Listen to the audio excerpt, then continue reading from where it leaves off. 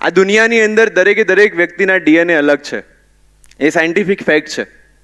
એનો મતલબ કે દરેકે દરેક વ્યક્તિના ડીએનએ યુનિક છે.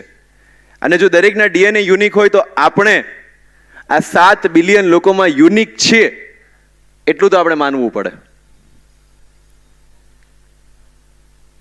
આપણે કોઈના મેરેજમાં જવું હોય, બહુ અંગત મિત્ર હોય અથવા બહુ અંગત સંબંધી હોય અને એના માટે આપણે ગિફ્ટ લેવી છે, આપણે ઘણી બધી સેવિંગ કરીને રાખી છે, 50-60 હજારની ગિફ્ટ લેવાની ઈચ્છા થઈ ગઈ છે. તો એ 50-60 હજારની ગિફ્ટ લેવા માટે આપણે ડેફિનેટલી 10 થી 15 દુકાનો તો ફરીશું.